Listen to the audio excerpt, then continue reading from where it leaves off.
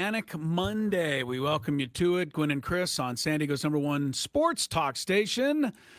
That would be 97.3 The Fan. Chris Ello, Tony Gwynn Jr., Matt Skraby together in our Odyssey Palace studios for the next couple of hours ahead of Monday Night Football. Tonight we have the Eagles and the Packers, but before that, a whole lot of stuff to get to. Padre, news right at the top of it. Criag Stammen was introduced today to the media in San Diego, and our own Tony Gwynn Jr. sat down, a one-on-one visit with Criag Stammen. You will get to hear that in its entirety in about 30 minutes. So you can decide yourself about Mr. Stammen. We'll get to all of that. Obviously, San Diego State, bit of a mixed bag, I guess you'd have to say. The basketball team looked okay. Not incredible yesterday, but good enough, and improved to 2-0. On Saturday, Tony, my wife's really mad at me because I was supposed to show off my Mountain West Championship ring that we all got on Saturday, and of course I forgot it. So, and I shouldn't tell anybody it's at home, but it's hidden. So don't try to go there. Yeah, don't try to break in and find it. But I appreciate it, and thank you to Stacy, Terry Hudson, and the girls for including me in that. But then the football team, I don't know what happened to them Saturday night. We'll try to sort through that. But let's start with this, guys. Apparently, Anders Dreyer and Mikey Varas and everybody else know nothing of the San Diego curse. Paid no attention to it last night. Not only did they not blow it, as many of us were worried that they would do, Tony, they blew them out. They blew out Portland. They they laughed at the San Diego curse last night. 4-0. So congratulations to San Diego FC on to the second round of the MLS Cup playoffs. Yeah, Tony, I was there last night. Yeah, it was another raucous crowd. San Diego showed out once again, and SDFC did not disappoint. I mean, there was the same type of first half we saw in game one. The difference was they never took their foot off the gas, and you could see the frustration mounting on Portland. Yeah, it was the second half actually was kind of ugly. It just was yellow card after yellow card after yellow card, red card at the end there. You're beating somebody when they're not only beating them, but they're so beaten that they have nothing left to them. It literally turned into a different game. It was not soccer anymore. Yeah, they had nothing left to them. So congrats, great performance by SDFC. And, I think we were all correct, though, judging on our history in this town with professional and college sports teams. People would be a little concerned after what happened in game two, right? Yeah, they lost it on the penalty kicks and the tying goal in the 8th extra minute, but no signs of that. No such stuff last night. Absolute blowout. So Minnesota on Monday, this is the weird thing to me, but hey, we got to get used to it. Okay. Monday, November 24th. Yeah. We have 2 weeks until they play the second round or, West semifinal. And that'll be a one-game take it for all. I guess like the Super Bowl, Tony, you get 2 weeks before the match. They have an international play. Right, so it's not just an MLS thing. It's really a rest of the country thing. So guys will be leaving to go play for their countries. And, I think MLS is of the thought of we want our best players during the time of the year. So if we got to take a couple weeks off, they'll do so. I think the fortunate part for at least people here in San Diego, most of the kids will be out for Thanksgiving break. So could be a good night. Could out find there. A chance to get a game over there. So that's gonna be incredible. It'll be a great scene as they'll take on Minnesota 2 weeks from tonight. So SDFC, and then I think the other side is Vancouver and LAFC. If we want to look ahead. And, on the other side, I'll be honest with you, I paying very close attention, but I know that Messi and Miami are still alive. And if we're going to get here, I shouldn't do this, Tony. You're but about if we're going to get to our first MLS Cup final, you want Messi playing on the other side. You just do. Certainly wouldn't hate it. Yeah, right? It's going to bring everybody into it. But one at a time, congrats to Mikey Varas and that team. They've been confounding the experts all year, and they did it again last night with a really, really impressive performance. All right, well, I can't hold off anymore. You're going to interview Criag Stammen. The Padre news isn't, we'll give it to you, but Diabla looking like he's going to be back, right? Yes. So yes. he was in attendance today. Okay. I think that would lead us to believe a pretty good sign that, much. So that's really the one thing that we all really want to know. Along with the Criag Stammen and everything else. So we'll get more into the Padres stuff. But I have never willingly taken blame for my team losing. I don't play. I don't suit up. I don't go to practice. I do nothing. But as I watch the San Diego State football team get annihilated, and that's the only way to explain it, Saturday night in Hawaii, I kept thinking of all the times that I said that they have a chance to go to the playoff. They're going to go undefeated. They're going to do this, that, and the other. I know they didn't say it outwardly, but they played like that's what they were thinking about, Tony, because they didn't take care of any business Saturday night. It was not fun at all to watch. Yeah, it was everything that the games haven't been this year. Yeah, right. for the Aztecs. I mean, I don't know if it's injury, a little attrition is had a couple guys out is taking hold here, but that wasn't a team that I recognized based on what we had seen the first 8 weeks of the season. No, it's I mean the one receiver beat the corner 3 times for a touchdown, so there was that. But the rest of the defense was pretty much run over the entire game. Hawaii could have named the score. I mean, they took it easy in the second half after they got so far ahead, and the Aztec offense never showed up at all. Maybe it was the rain. I just think that they look like a team that was full of themselves, and they got snapped back to reality. I know the Aztec fan base, many of them who kind of start from a negative side are going to say, well, now they're going to come home and get killed by Boise. Don't count on that. I think Sean Lewis will get them right back to, business. They're going to have to be healthier on defense, get Chris Johnson back at that corner. But look, they still have plenty they can accomplish. They can still win the conference, which is a nice feather if they can do it. But that was highly disappointing Saturday. For sure. We knew going in that trip down that way can be tough. It's always been tough. It is. But I don't know that we expected it to look like it looked on Saturday. Yeah, I've watched dozens and dozens of games on TV over in Hawaii, and they always bring their local Hawaii announcers to do the game. They don't want to fly anybody over there. And I usually really can't stand those guys because they're all homers. For Hawaii. They're homers. They don't even know the Aztecs. But even these guys were saying, wow, nobody expected this. So even they were couldn't believe it. Right. The little left-handed quarterback for Hawaii, I'll say this. He looked like Tua at Alabama. I mean, he was throwing pinpoint passes. He came in playing some good football. And it only, the talk you had heard, it only was really highlighted by the way he played against State. Right. We didn't give them all 38 points. No. He took some of them, so give them the credit they're due for that. Aztec basketball, after a big win over Long Beach State, I don't know. Maybe you expect too much. They won by 17 yesterday. I thought they were pretty comfortable the whole way. But Brian Dutcher said after the game, because they dropped the point. Here's the stupid thing. They dropped a notch in the metrics. Of course they did. Because they didn't win by enough. And we talked about this. We've talked about how stupid college basketball is for that being the case. But yes, they dropped a metric point. But Brian Dutcher said to Mike Ziegler after the game, I'll take it. Because I'm glad we dropped the point, because this gets me back in there with film, gets everybody focused, and I can point out some things. And he said that Idaho State exposed them on a few things that, he's glad that happened. So it's a tough sell if you were watching it. I don't know that Idaho exposed. Yeah, they didn't look exposed. They looked like the Aztecs took their foot off the gas for them. Because sometimes it doesn't even seem like Idaho could get the ball across half court. That's how much pressure. I know. Our defense is so good.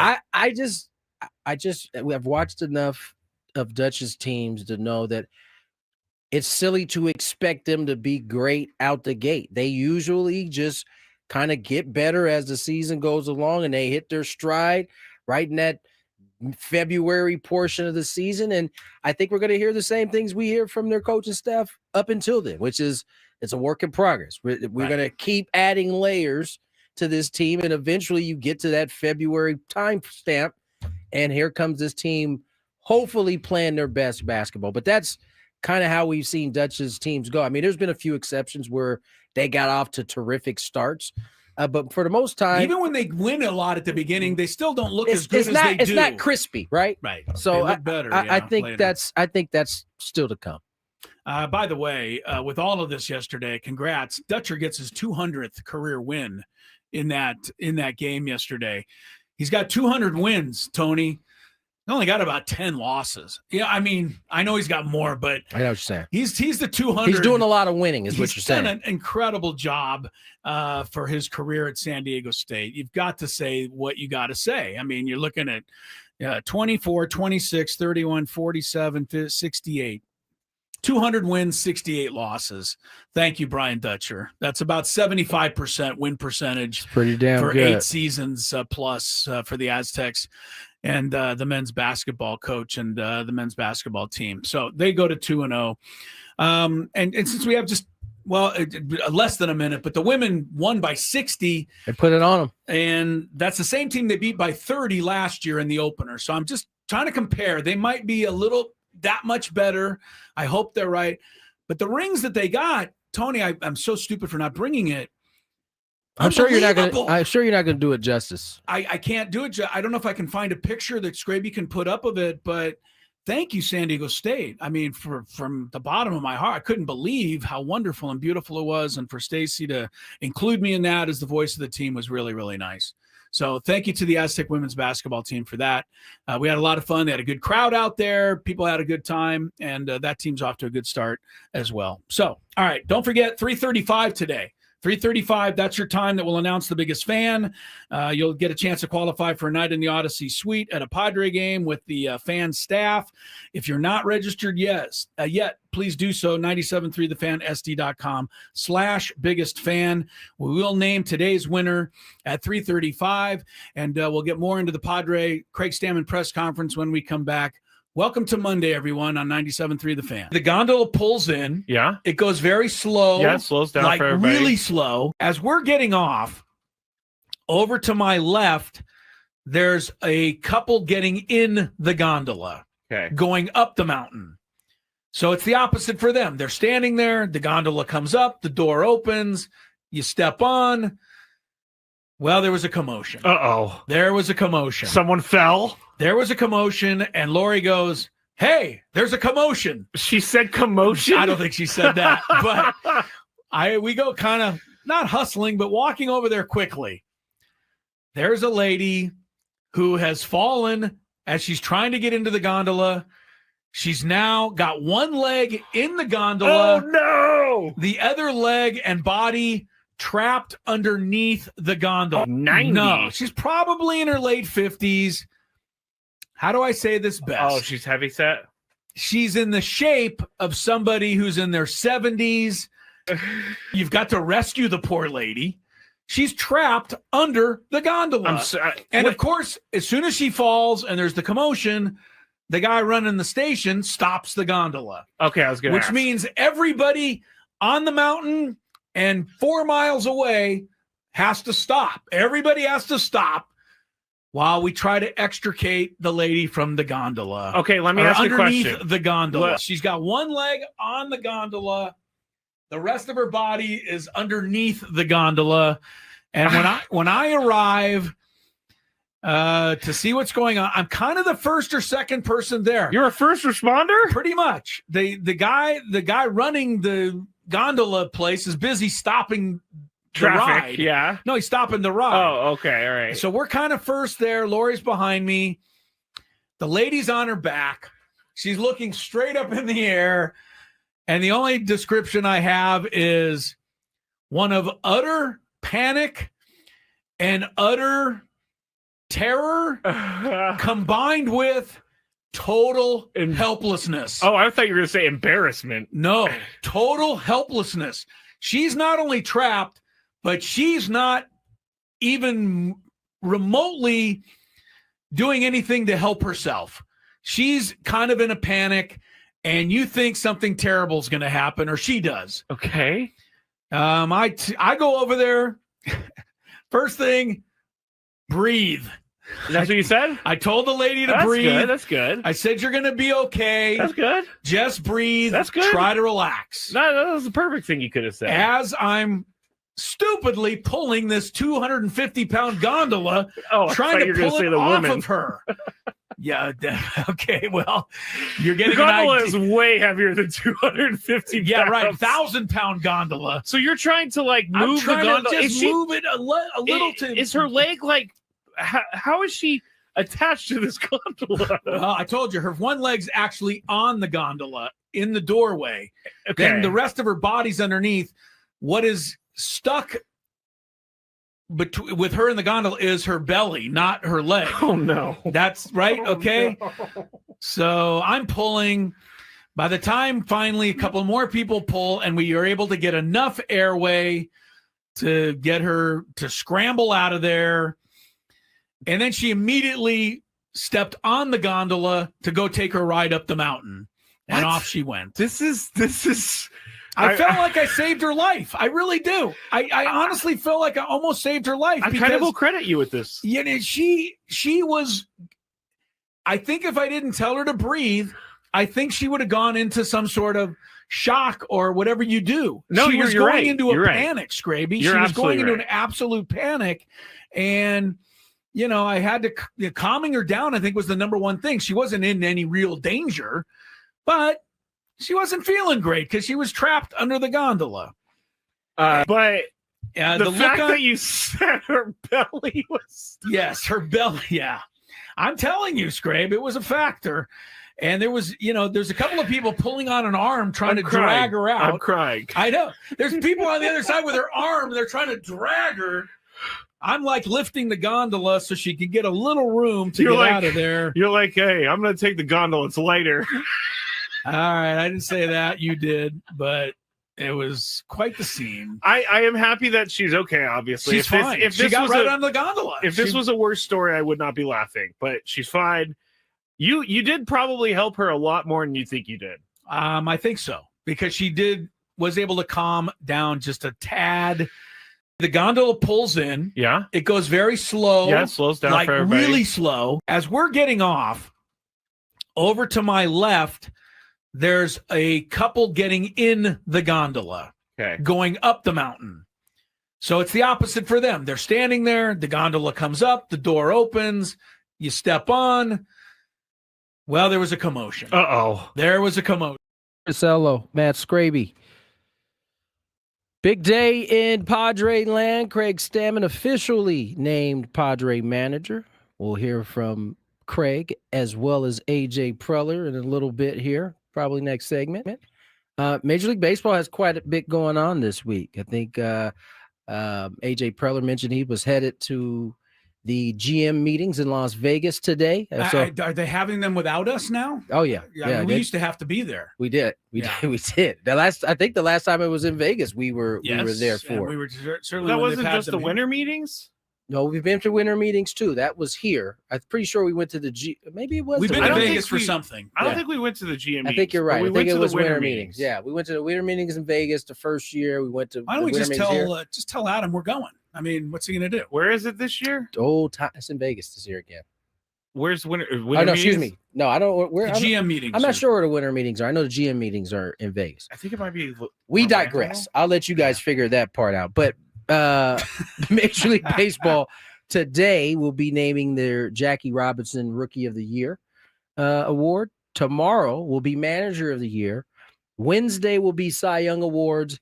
And Thursday will be MVPs. That also will have the All MLB team announced that day. So a lot of awards coming up. And I brought this up because one of, I think, Chris's favorite, Bradford Doolittle out of ESPN. Yeah, he is one of my favorites. Is actually kind of predicting how this will go. And to my surprise, for AL MVP, he's got Kyle Riley winning it. Yeah.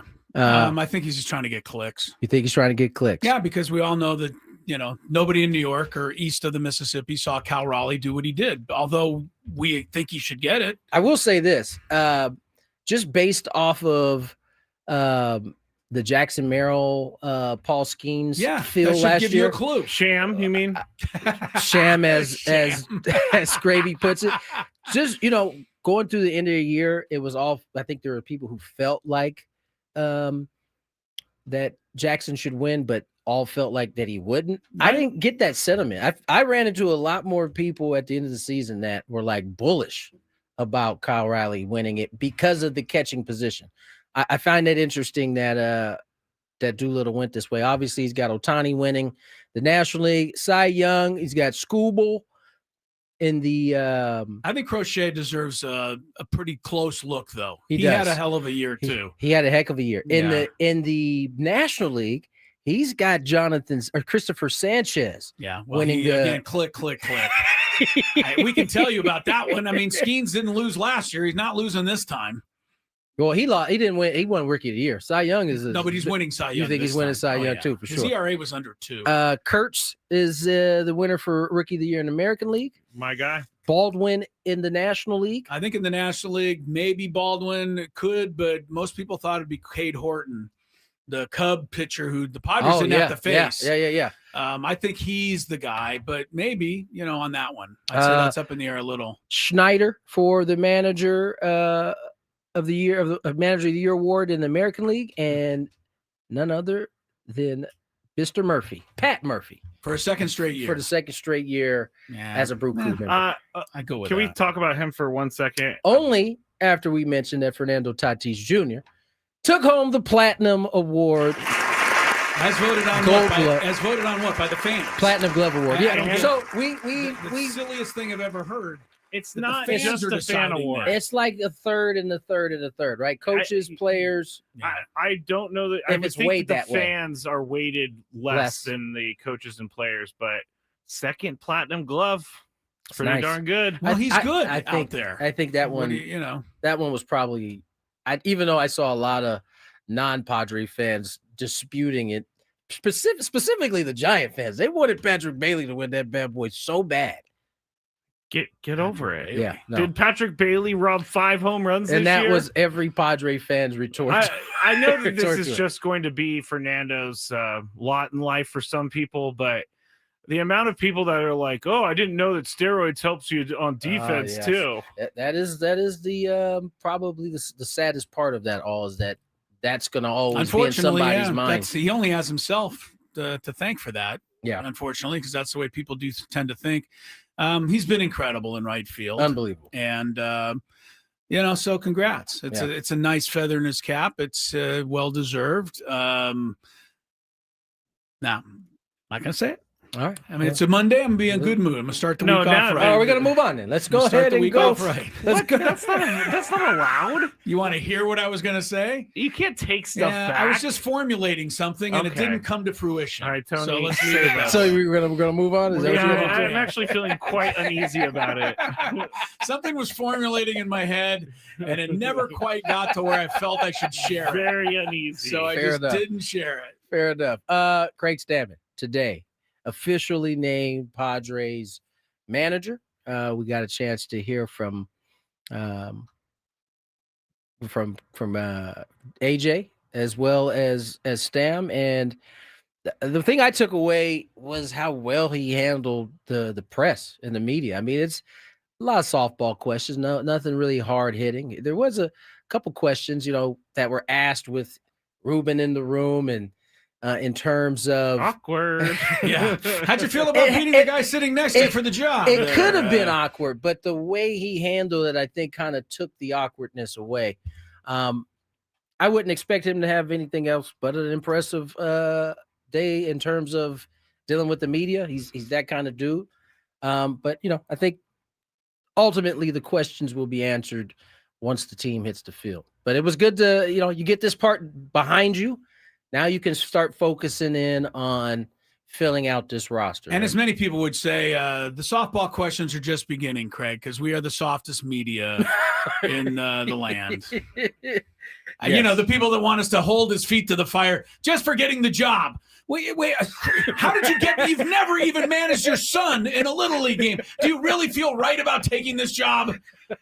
That's right. You know, I mean, come on now. Let's make this guy work for it. If there's anything I would understand about the whole Ruben Abel thing is that he has been there for a long time.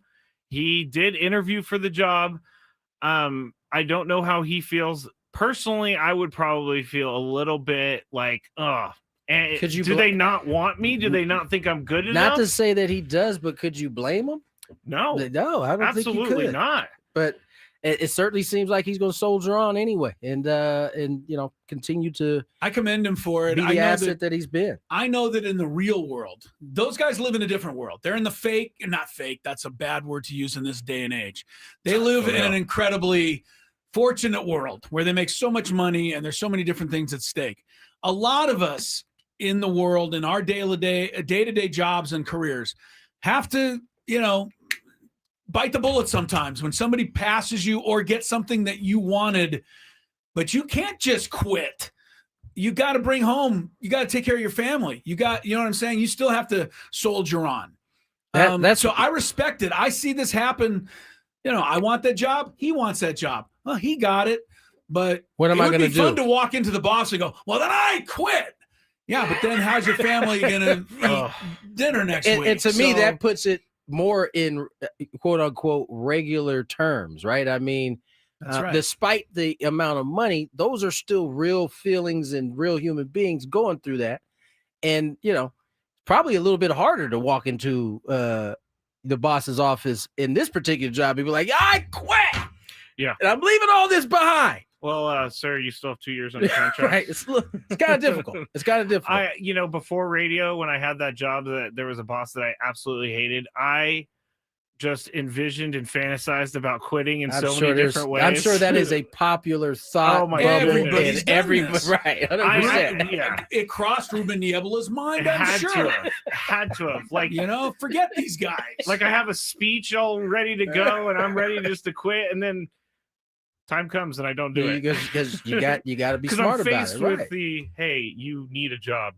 Yes, most of us do. That's kind of how it all works, right? So, we got more on that. We'll get a chance to hear from Craig himself. Get a chance to hear from AJ himself, and two pretty lengthy interviews. We got something out of both of them. More Gwynn and Chris on the other side. Ben and Woods on the Fan. Tony, I don't know where Tony went. Because Tony, I see the corner of his room. Oh, well, hopefully he'll be back shortly. Harbaugh. I'm not sure where he went. I might text him to see if he's okay here in a second. Hope he didn't. Yeah. Did you think he fell in the shower or something? I hope he didn't meet with foul play. You think he met with foul play in our commercial break? I don't know. I mean, he is in New York City. So. He's in New York City. It could be, you never know. All right, we'll just go forward. We're just going to go forward without Tony. I'm sure he'll rejoin us when he gets a moment. Everybody stare at that box in the top right corner because it's just the corner of his room. I'm going to look now. I'm kind of intrigued. Oh, someone says maybe he's in the bathroom. I don't know. He's been known to go there, as have all of us, frankly, but him more than most. Over under, Tony just forgot that he was doing the show. That's not nice. So maybe that's what they're thinking. You know what just hit me, Chris? No. What if Tony went out to get like ice or something and he forgot his room key? That is something that he is more than capable of doing. Because he would never be gone this late. This long with knowing that he was on the show. No kidding, man. We took a commercial break like 5 minutes ago and he has not returned. I'm going to text him. Like, are you out in the hall trying to get into your room right now? Everything okay? Oh no. Question mark. Scaring me. No. Did you hear back from Tony yet? No, I'm thinking something. I'm thinking he locked himself out. He doesn't have his phone because it's in the room. So he's down at the front desk or something.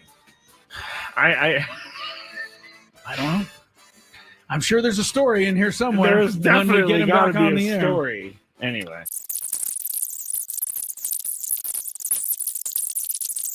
I was very concerned about Tony, and I took him off the screen because he's not back. I guarantee you he got locked out of his room.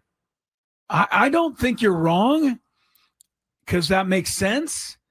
But how far away is the lobby? Of course, the New York hotel, it could be one of those ones where you got to wait a while to get up to the. And he's just sitting in line. I don't know why I find this so funny, but it is. Well, it's funny if he comes back with a funny story. Yeah, like it's I locked myself out. It's not funny if he fell and hit his head somewhere and we don't know where he is. That's not funny. Of course, that's not funny. He's obviously not with his phone because he hasn't gotten back to us. Has Tony locked himself out before? Not during the show, but I'm sure he has at one point in his life. Of all people, Tony would certainly seem to be one who would do it. Oh, August also says, Clinton said, got to use the key card for the elevator too. So maybe he's just stuck. Can't even get down? No, you don't need the key card to go down. Okay. You only need those to go up. You should be able to get down to the lobby to say, hey, I locked myself out in New York City. But if we do, can you go to the Padre Hotel and knock on Tony's door? We don't know where he is still. No. Still hasn't come back. And I turned on It's been 20 minutes now. I know. Now I'm starting to get a little worried. Yeah. Where'd he go? What happened? I don't know. I would call the front desk of the hotel, but I have no idea where they're staying. I don't know where they're staying either. And when you sent him a text and said, is everything all right? We have not heard back from him. He is still not back in his room. I bet you he is standing in line in the lobby as we speak. I'm trying to get his key back. Someone said text Jesse or Dave. And it's really not a bad idea. Maybe at the next break, though. Yes. If we get to the next break, we got to text those guys so that they can go make sure he's okay. Because I don't know where he is. It's crazy. Dave Marcus is probably the one to text. We'll text Dave. Because he's, Jesse could be doing anything, but Dave's always there ready to go. You're trying to say Dave has a ho-hum life and he'd just be sitting around waiting for a text, whereas Jesse might be busy? Is that what you're... Dave's been doing this job for like 30 years. I don't think the what is the word I'm looking for? Never mind. All right. Well, there's certainly an explanation, but we don't have it yet. Text Scan. I don't know Scan well enough to text him. We're going to text Dave if this gets to the top of the hour and we still don't have a Tony Gwynn Jr. sighting. All right, do we just go to traffic like it's normal behavior time? I mean, it just seems weird. We got to move on with the show. Show must go on? Yeah. I don't know. All right, we're going to do the good, the bad, and the really, really weird and ugly next here after traffic. All right, it's with less enthusiasm than usual that we embark on the good, the bad, and the ugly for week 2, Skrabe. I'm going to try not to worry too much. I'm going to try not to worry also. I'm not necessarily the worrying type. I'm not either. But, I'm intrigued now at this point. Like it's with this long pass to Devontae Smith. He's back! Helped put him there. Hold on, he's back, everybody! Stop everything. I literally, we went to commercial break, I laid on the bed, and then I just fell asleep. I never even considered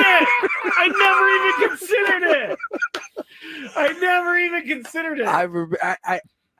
Tony, much more. Tony, I don't know where Tony went.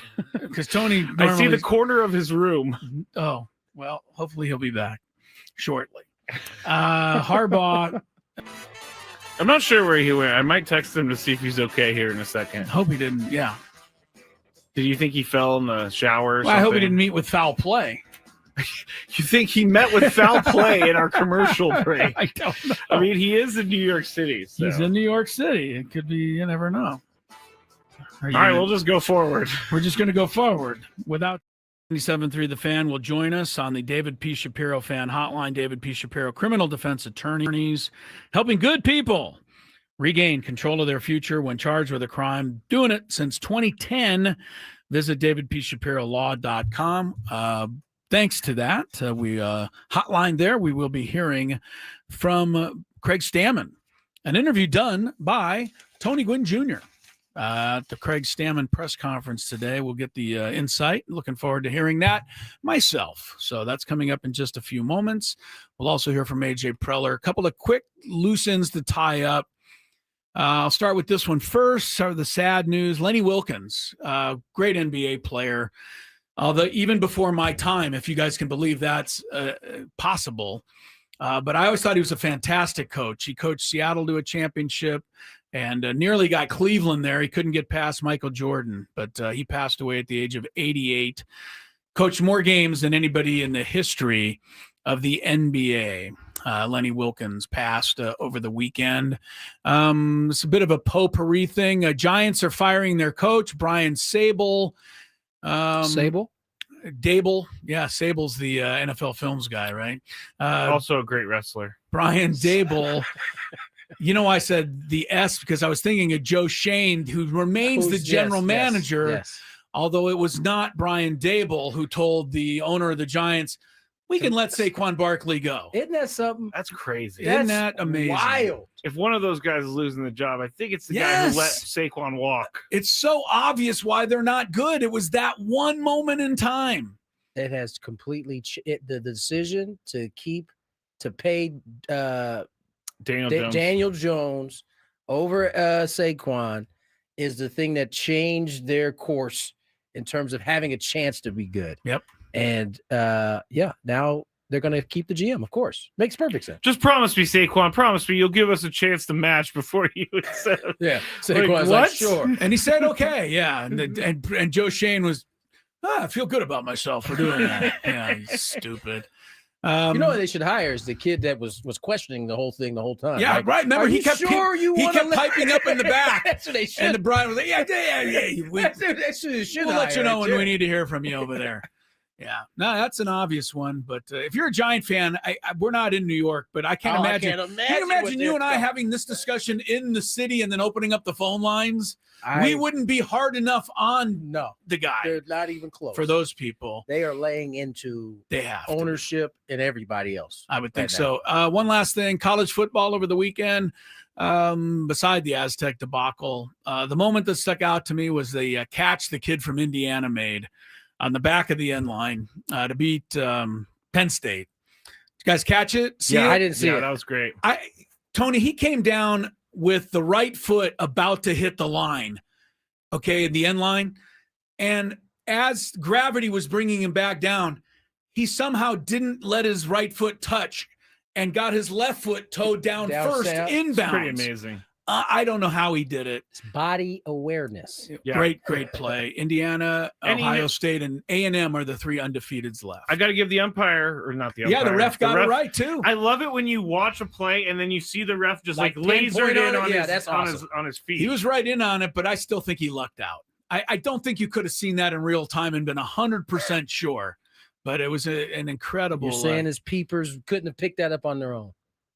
He'll probably tell you that he had it, but I had it the whole way. I bet you if you would have asked him halfway through the replay process, how much you want to bet on this? You think he would have got? He might have hedged a little bit. He might have hedged. Speaking of betting, the whole Emmanuel Clase thing and Major League Baseball, we address that at length on today's Gwynn and Chris Overtime show. Which Skraby will put up there for you to grab around 4:30 this afternoon on YouTube. Search Gwynn and Chris, and make sure you get signed up and be part of our overtime because we give you extra content. Also in the overtime today will be a recap of Week 10 of the NFL, the good, the bad, and the ugly. Quick preview of the bad. The refs in the Ram 49er game who called not a single penalty against the Rams. Can't blame it on the Chiefs. They also Chiefs were off this week. They were off, so those refs decided to support Sean McVay, right, Scrape? I don't know who would, but they did. Did. They also took away a first down when it should have. Okay, it should have been a first down. Changed everything. Yes, I don't think any team was beating the Rams yesterday. They were looking amazing. Yeah, that's it. Matthew Stafford should not retire. He still has a great arm. Sounds like a comment. Sounds like a comment the losing teams make. Look at this guy. That's right. This guy. Win. This guy sits here all week. I can't wait for the beatdown the Bills are going to give the Dolphins. Well, that's reverse psychology. I know. About this all the time. No, that's like one of those people on Twitter who's like, I knew Criag Stammen wasn't going to be good. It's like, okay. Hey, look, we discussed it in the overtime. We'll get more into it, but all three of us know, and everyone else should know, the real Josh Allen is tied up in a chair with ropes behind his back somewhere in South Florida. That was an imposter. I've never seen movie Celtic Pride. Yeah, I'd never Great seen Josh flick. Allen look like that before yesterday. But okay. I mean, it was the mighty Dolphins defense. Sure it was. And guess what? They just bought your coach another couple of weeks. Isn't that that's the best news of all? Yeah. Was that Dan Aykroyd in Celtic? No, it was the guy from Home Alone, Marv, and then it was who was the other guy? I can't remember. Have to look now. that one Let me up. But look Pride. they kidnapped. Was it Damon Wayans, Wayans, who was the star yeah, it player was for Dan Aykroyd. Utah? It was Dan Aykroyd. Yeah, it was. Dan Aykroyd and the other guys kidnap him so the Celtics can win the championship. Whoa! So, I didn't know that Judd Apatow wrote this movie. That was a Judd Apatow joint. Apatow. Help me out, Judd Apatow. Oh, 40-year-old virgin. Yeah. Knocked up. Done a lot of things. A lot of stuff. All right. Tony was busy today, and we appreciate it. He was down at the Criag Stammen introductory press conference, and he had a chance to talk to the Padre new manager. And this is exclusive, people, to the Gwynn and Chris radio show on 97.3 The Fan.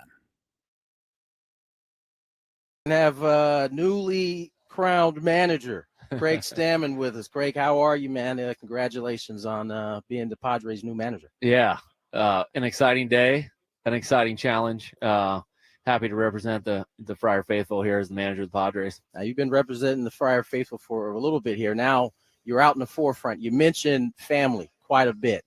How important was it to get your wife Audrey on board with this? How long did it take you to get her in this direction? It took a while. It's probably taken years, but I don't know. We were on the same page for a long time. For a long time we thought there's no way this is possible, with our family and be able to move them across country and take them out of school and all that kind of stuff. But we talked to enough people. We got to thank the Melancons. They kind of gave us the blueprint of how they've moved their kids from Florida to Arizona to San Diego, and we're going to follow that plan. And once we decided that, it was like, I talked about it a little. There was some peace that came over both of us to be able to say yes to this decision, because we knew it's an opportunity of a lifetime. Hard to say no to being the manager of Padres with a team like we've got. Obviously, when you decided to retire in the 23, family's probably at the forefront of your mind. You've missed a lot of time with your kids and your wife, and now to fast forward to this point here, you're sitting in meetings at this point, interviewing candidates, and then however long later, what was the timeline in between you interviewing guys or candidates and then all of a sudden having your name in the hat? Yeah. Man, just to think about what my mind was thinking about 3 weeks ago was completely different than what it is now. Obviously I'm part of the organization and wanted to find the best manager for the Padres. And so I was in on some Zoom calls, to start that process. And then we and I were just having conversations about who we thought were great candidates and how we ranked them. And we got done talking about it, and he goes, "Well, I think I got you at the top of the list." And he just dropped that on you. Yeah, he just dropped that on me. And, it's a little bit of a shock, when someone, like AJ believes in you that much. And it pushed Audrey and I to actually think about this. And, is this something that we would like to pursue? If we got that much belief from the organization, we've got to make an informed decision. Yeah. And so then after that, we spent a lot of time, like I said, praying and fasting and thinking about this and how trying to map out the schedule and work it out with our family. And once we came to the conclusion we're taking everybody with us, then we felt pretty good about it. And we're able to say, if you're willing to offer the job to us, we'll say yes. 13 years as a reliever. You spent 6 here as a Padre. How has that shaped your viewpoint and how the type of manager you'll be? Yeah, I think one quality I have is a little bit of loyalty, and I was lucky in my career. I only really played for 2 organizations. I played 1 year with the Guardians in the middle, but not in the big leagues. But most of my career started with Washington, and then it ended with San Diego, and I feel very connected to this organization. I feel like it is family. They've treated me like family.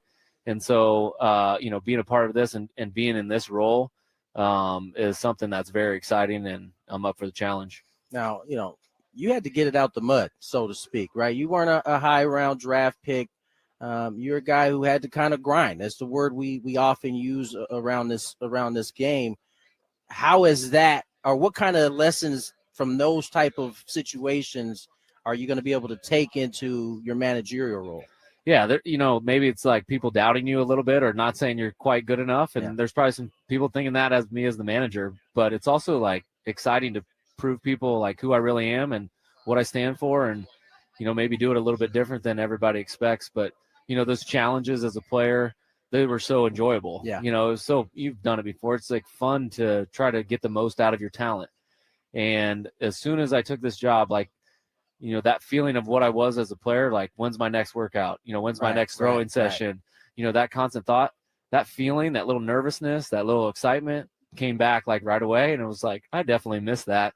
Now, did I enjoy the 2 years in between? Yeah, I did. I got a lot, my handicap went down and all that kind of stuff. But, this challenge has gotten that excitement back, that feeling back of I'm in the hunt with the boys, and I'm ready to grind it out and make something special happen. Now, Criag Stammen joins us here, Padres' new manager. And Craig, listen, I've had the opportunity to play for two managers that were in their first year, Don Mattingly and the late Ryne Sandberg in Philadelphia.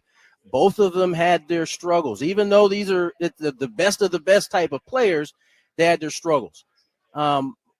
Where do you see yourself in terms of your staff and leaning on your staff to kind of be able to help you in those first year kind of struggles that many managers deal with at some point? You're right. I'm going to lean on my staff a lot. And I remember having, small conversations with Bob Melvin about some of this stuff. And he was talking about some of the things he wished he knew when he was a first year manager. And this was way back when I wasn't even thinking about this. We were just kind of talking. And he's like, I wish that I wouldn't have tried to do everything myself. He said, I felt like I had to be involved in everything and I had to be a part of every decision.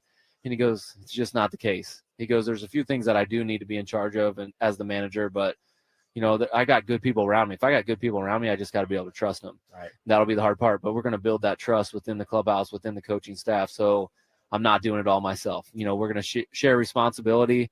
We're going to share the successes. I'll take the blame, and then we'll see where the dust settles. But I'll, obviously, hopefully gain a lot of experience where we get to the end of the season and we're in that playoff hunt. Yeah. That we're rolling and we're humming and we got a good process going. Now, you mentioned, kind of building off what Mike has done here the last couple of years, adding to his legacy. You obviously have your own strengths, though. Where do you see your strengths being able to be applied to this ball club and how it may be of help? Yeah, Mike had so much experience of organizing, how to be a great baseball team. He'd been mentored by many great managers, and he'd taken a lot from those guys. And I just listened to what he had to say about that stuff, and I saw how he did it, observing and listening to how he kind of went about his business. So a lot of the things that he did, I'm going to probably keep doing the same thing. What I think I can add is maybe just I'm a little younger. I got a little bit more energy. Yeah. I've got some relationships within the clubhouse that are maybe a little bit different. Does that give me the avenue to push them in a little bit different way, or like sneak in there to get them to do a few things that they haven't been quite, open to in the past? Maybe I don't know. We'll find out. But, I'm going to treat them, with respect and hopefully get that respect back. And we're going to try to make this team as best they can be. Criag Stammen joins us here, Padres' new manager. And Craig, you're clearly coming this with your eyes wide open with this situation. I heard you say partnering on multiple occasions up on the stand there.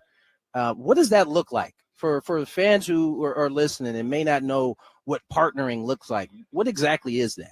Yeah, partnering, it's a give and a take. We have relationships with our families, our moms, our dads, our wives, our kids.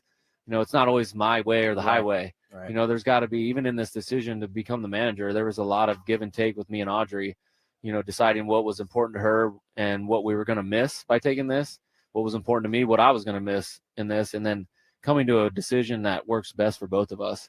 And I think those types of things can happen throughout the year with players, trying to get them on the field to do certain things in practice or in the game, but like partnering them in the way that's like, it's not just my decision. Right. We're in this together. We're accomplishing a goal together. It's not my, championship that we're going to win. It's our championship. It's the Padres championship. It's AJ's, it's John's, it's Eric's, it's Manny's, it's Toddy's. Right. It's all of ours together. It's Ruben's. We share that success together. I'll handle the blame, and then we'll do this together. Last one, I'll let you get out of here. I know you got a busy day ahead of you. Mike Shildt did a terrific job of really shielding his players. He always was the man taking all the arrows coming at the ball club. But you also mentioned being able to push the guys. What does that look like? Because I think oftentimes fans hear, managers take the arrows and they're under the impression that there isn't any, pushing going on the backside of that. What does that look like sometimes? Yeah, I mean, we got great players. So, like, the amount of pushing I need to do is limited. Right. But we can give them new ideas on how to navigate a season. And Mike was so good at, like, handling the players and taking the arrows, like you said, in the media and throughout the season and pumping those guys up and making them feel great. But there's ways that, like, maybe they haven't been exposed to, and that's what we're going to challenge our staff to do, is come up with creative ways to keep Manny Machado, healthy for a full season. Xander Bogaerts healthy for a full season as they get a little older in age, and can we have guys peaking at the right time and stuff like that? Just like open to new ideas and creative ideas, and the players will be partnering with that with the coaching staff to create something that we think will build us a championship team. Well, Craig, congratulations, man. It's been fun, this whole process, watching it come together, man. You get an opportunity to do it. Couldn't happen to a better person. Good luck this year, and we'll be talking quite often during the season. Yeah, sure. I can't wait to make the Gwynn family proud. You guys are the Padres family, and we're all family now, and this is going to be awesome together. I appreciate that. What about making the Yellow family proud? Thank you. Want to be proud?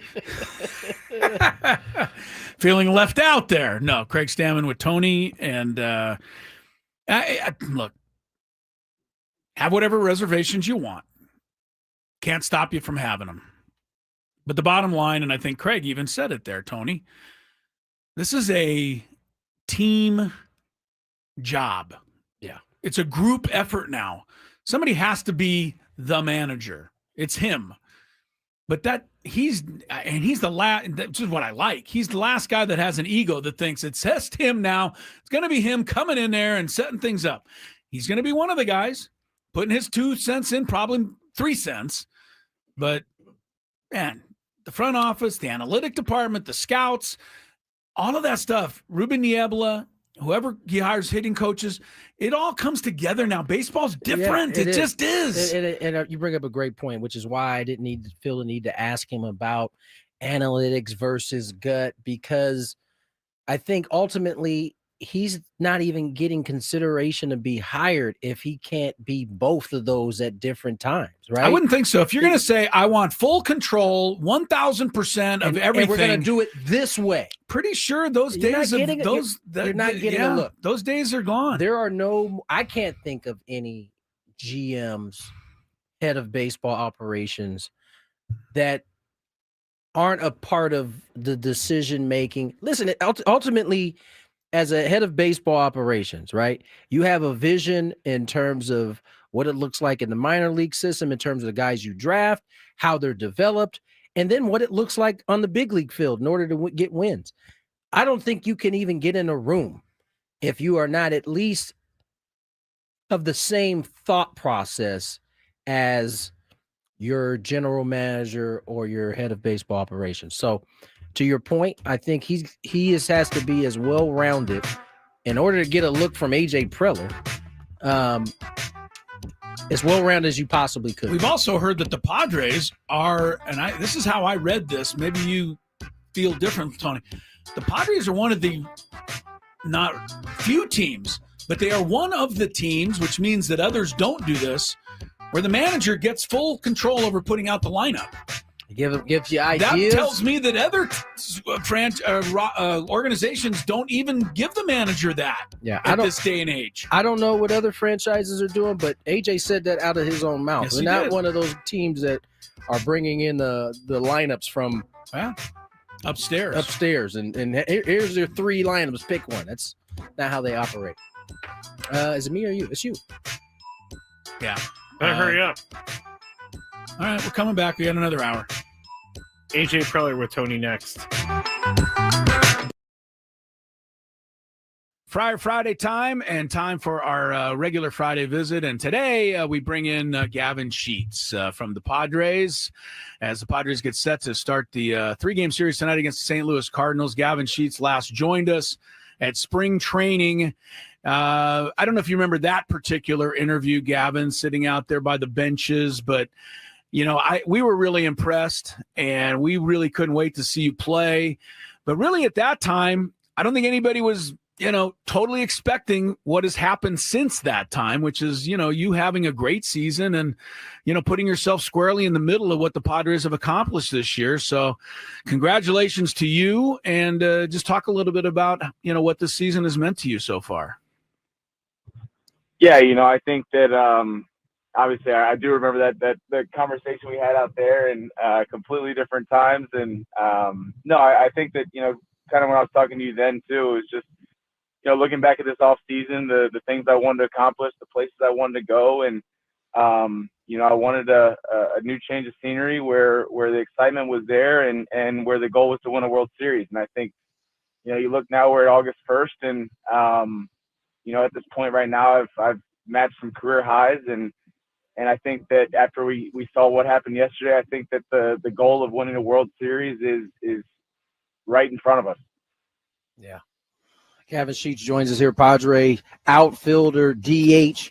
He's kind of done a little bit of everything for the Pods. And Gavin, let's talk about the process, because we knew from having that conversation in spring training what your goals were, the things you kind of wanted to accomplish. But I know as you go through the season, you kind of have to be able to be flexible in how you are going to manage all of this. You've had times where you've been hot, you've cooled, gotten back hot. What has that process been like for you, sticking with it through some of the ups and downs you've had? Yeah, I mean, it's the beautiful thing of baseball is no matter how hot you are, how cold you are, you got to come to the ballpark the next day and do it again. And being an everyday guy for the first time in my career has been incredible. And I think you learn how to handle those things, and you kind of learn on the fly. And you battle with soreness and all this stuff that goes on, and showing up to the ballpark every single day and bringing it, and dealing with slumps, dealing with hot streaks, and I've just enjoyed every second of it. Obviously, the roles might change a little bit going forward, but whatever it is and whatever I need to do, and the goal and the work ethic and all that still stays the same going forward. Gavin, you knew that you could come here and be a big contributor, and you told us that, and you had us believing. I imagine that everyone was confident in your ability, when they put you in the lineup opening day. But how much did it mean to you personally, and in terms of feeling a part of things, to get that home run on opening day, just contribute right off the bat, kind of signal to everybody that, yeah, I'm going to be around to help this club this year? Yeah, that was I couldn't have scripted a better start. Obviously, that was about as cool as it gets.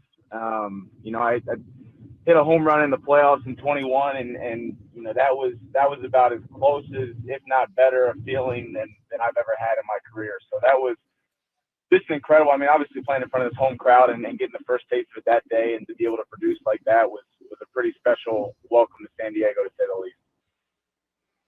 Gavin, obviously we got a chance to chat with your dad, Larry, out in Philadelphia. He was out on the field. And I imagine for him, as it was for my dad, watching you is probably much harder than it was for him to be on the field. How much has he enjoyed getting a chance to see your success and get to be an everyday player through most of this year so far? Yeah, you're 100% right. I mean, he stresses out more watching me than when he played, for sure. But he's thoroughly enjoyed it. He's thoroughly enjoyed watching the brand of baseball we play, the way we go about our business, and obviously being a contributing factor to that has made it enjoyable for him. He can't stand the West Coast time zone. He said he's losing a lot of sleep because of it, but he's thoroughly enjoying every second of it. Friday time, and time for our regular Friday visit. And today we bring in Gavin Sheets from the Padres, as the Padres get set to start the 3-game series tonight against the St. Louis Cardinals. Gavin Sheets last joined us at spring training. I don't know if you remember that particular interview, Gavin, sitting out there by the benches, but we were really impressed, and we really couldn't wait to see you play. But really at that time, I don't think anybody was, totally expecting what has happened since that time, which is, you having Omaha. Yes, we will be audibling here. Usually, Daily Gambit would come your way. Instead, AJ Preller is coming your way. And he reads. We wanted to do the Daily Gambit, but AJ called down from upstairs and said, nope, you're going to do this. This is what you're going to do. Yeah, we do what AJ tells us, just like the manager. We do what we're told. We might as well just get it out of the way. People think that. Number one. Number two, thank you, AJ, for the check. Oh, you got on the payroll, huh? The envelope, the cash. I said a lot of nice things that I wasn't otherwise going to say. Is that right? About the hiring of Criag Stammen.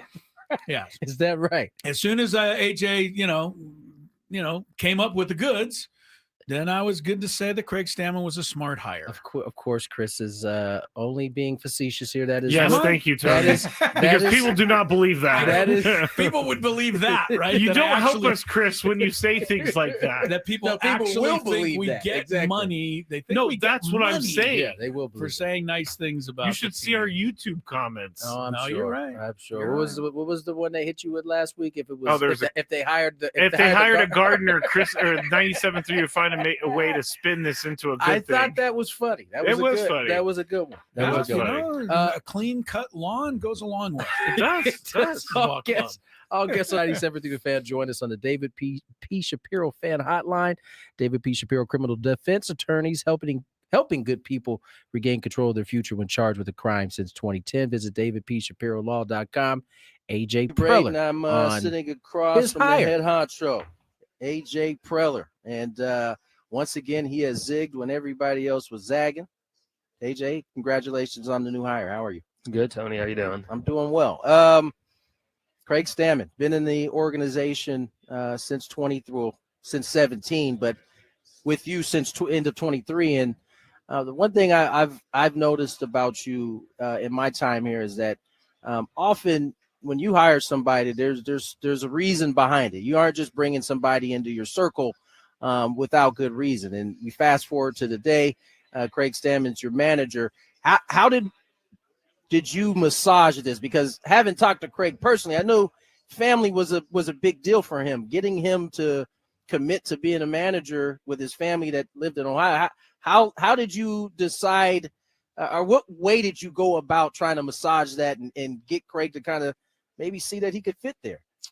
I think just going kind of step by step and like just being truthful. Criag's a super genuine person, and I think he's somebody that he's a very straight shooter and honest person. So, I think when we started the process, after Schulte's announcement, we started with a long, large group of candidates, and basically, went to Criag and some others internally in the organization that that we think highly of, and just said, hey, would you want to be considered for this? And as we went through the couple-week process, for Criag, it was really just talking like step by step about what his questions or concerns were, explaining to him that we thought he'd be a strong candidate for the job.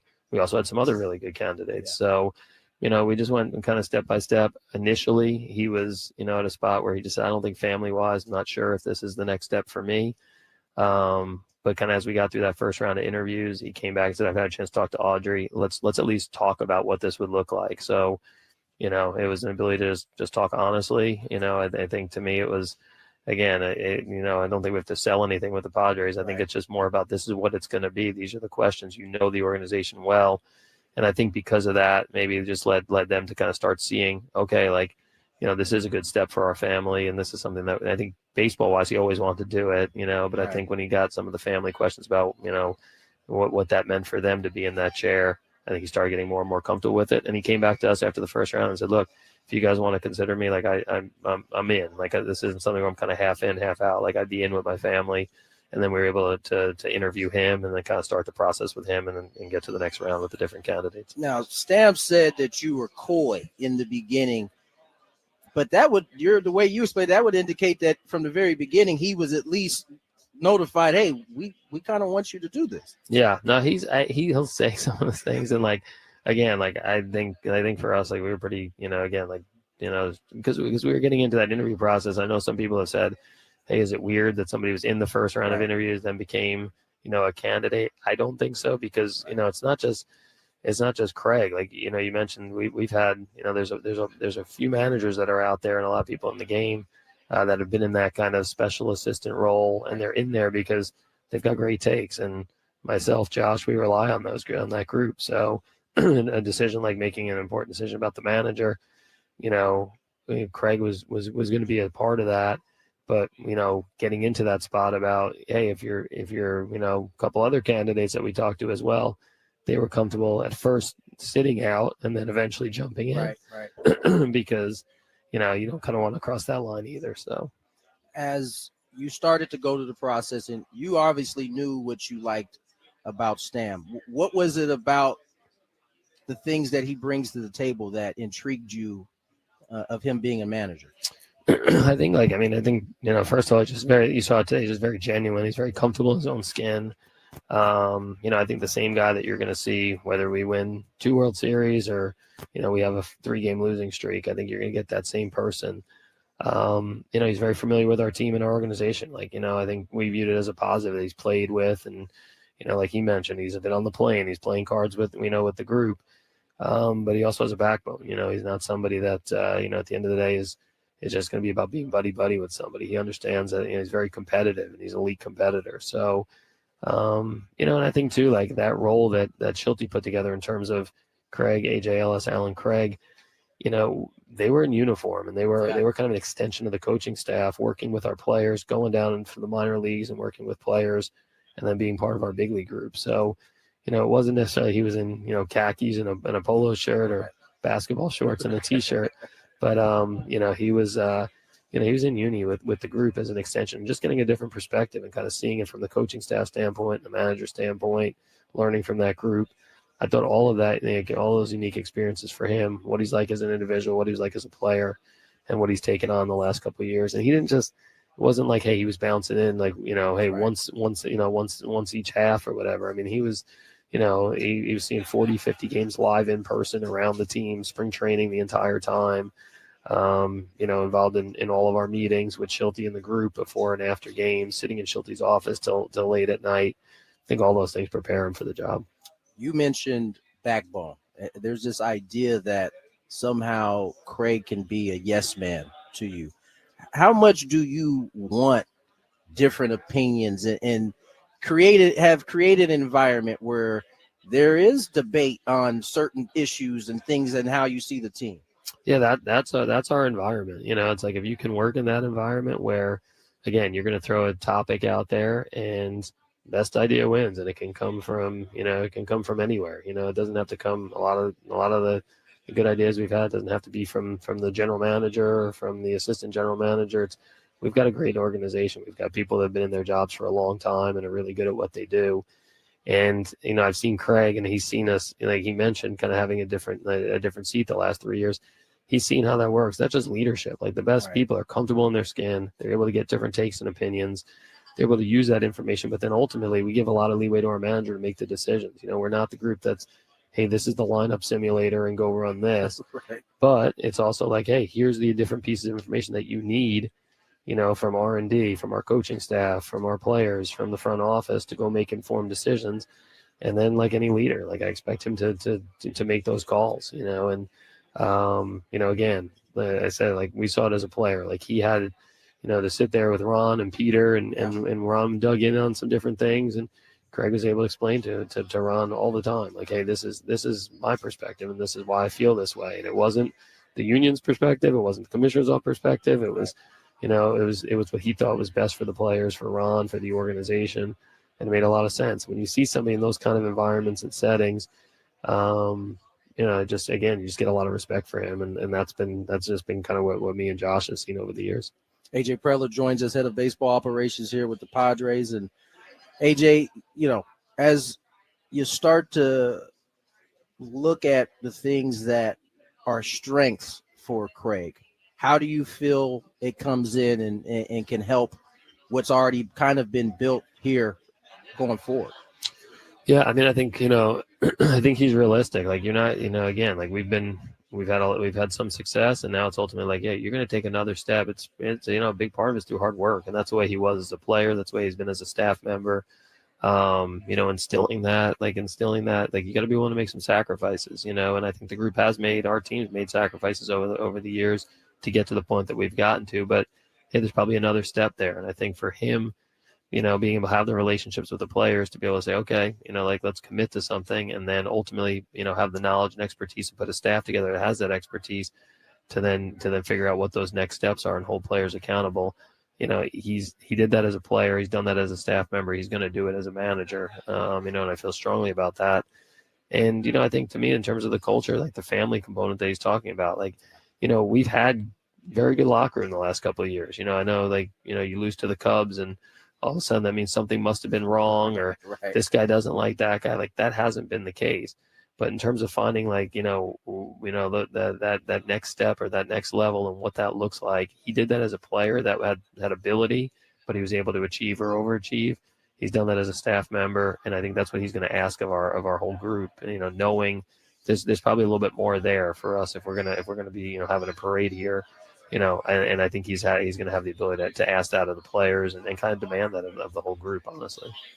AJ Preller joins us here, and AJ, a couple more questions before I let you get out of here. This is one of the box checked for this offseason. You got GM meetings coming up here. You got winter meetings thereafter. A couple qualifying offers to guys who have been important to this roster. Pretty, I would say, maybe not top tier at the top of the list in starting pitching, but a lot of guys in there. How do you see this offseason shaping, including perhaps maybe adding a bat? Yeah, no, it's, again, I think we look at it, we know we have some, strong pen coming back. We have, again, like a lot of the core pieces from an offensive standpoint that'll be back into play. We've got to adjust the starting pitching for sure, and then to me, and continue to add to the offense. So whether that's complimentary bat, whether that's big bat, whether that's power bat, whether that's left, right, those are what the next the next couple of weeks are going to be about. And, we start today, going to the GM meetings, you start getting a sense of what the market's going to look like, having more in-person conversation about trades and free agency. But again, we feel like we're starting with a team that's obviously, gone to the playoffs here now a few times. And, a large part of that group's coming back. But clearly with King and Cease free agency, Darvish injury, Joe coming back, Pavetta being back. Got to add to the starting staff. We've got to continue to look at it and rounding out the offense. That's what this week starts with. Lastly, internally, at least you read discussion perhaps of having some of those bullpen guys become starters. And this is one of the organizations that has had a lot of success in turning guys from relievers to starters. How much credence should people put into the fact maybe Mason Miller, maybe maybe you got a couple other Morty Hone options out there? What does that look like when, that type of thing is addressed? Yeah, I think everything first just speaks to the fact that we have talented pitchers that, have the ability to at least put us in those conversations. And we've had that in the past with, the Kings and Lugo and Palmer and some of the guys that have made that switch. I think for us, we'll go through the process of kind of evaluating delivery, arm action, stuff, mentality. And then, to me, getting Craig in place, he'll participate in that for sure.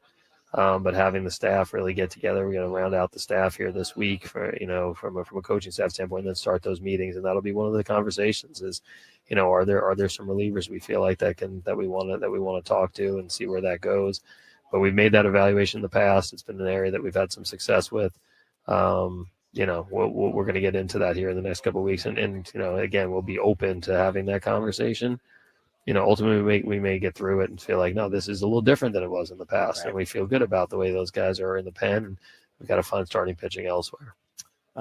Considering your weeks are going to be busy, is basketball off this next Friday? That's always on, I think. We'll find some time for that, actually. Fair enough. AJ, congratulations on the hire, man. AJ Preller. And, good luck in the offseason. HBO. Thanks, appreciate it. Head of baseball operations. I just came up with that myself. I like it. Nonetheless, just now, or did you work on it over the weekend? I actually worked on it over the weekend. So your wife asked you to do something. You said, "Not now, honey. I'm working on something." I was coming up with questions to ask both of the gentlemen, I was like, how do I don't want to write all H head of baseball. I don't want to write that out. What is HBO? All right, here we go. It's your mom's birthday today? It is my happy birthday, Mom. Happy birthday, Mom, Alicia. Yeah, that popped up in my Facebook. Otherwise, I wouldn't have known.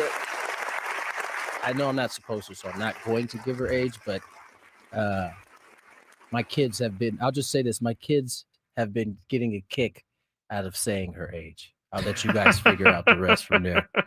What is that new phrase? What is the thing kids say? 4, 5? No, it's 6, 7. Oh, it is. Oh, yeah, Skraby, I was aware. I was trying not to say her age. I'm just saying. You guys no did one it, confirmed not me. it. No one confirmed it. You gave it away. Happy birthday, Alicia. Happy birthday, Mom. Yeah. I know you're not listening, but that's okay. I'll tell you. And I know she may not be, she's not listening, and I know she wouldn't remember this, but thank you for all the times you cleaned the kitchen. During my dad's stay. During your dad's stay, when we were all really kind of in the same area. Skraby got really uncomfortable. I was like, where are we going? No, Alicia was she was on it, man. She took care of business. Someone said it was actually 4, 5. That's kind of the newest version of. Okay. Oh my gosh. Don't ask me to explain it. I just know that they keep Grandma coming up is 6, 7. I can't do it with the 6, 7, 4, 5 thing. Yeah, it's here to stay for a little bit. It's here to stay. For a little Great. What'd you guys think of AJ's kind of comments or of the interview in general, Chris? I'm just, I think AJ is just, I believe in the guy, and he doesn't give me any reason not to believe in him. I think he's got the right person here that he feels he can work with. I think that this is what the more you listen to general managers now, the more you realize that they need somebody that they feel comfortable with. It doesn't mean somebody that although the naysayers will say that he wants somebody he can control. I think we kind of should be beyond that by now. We should. We really kind of should. The low hanging fruit. So take.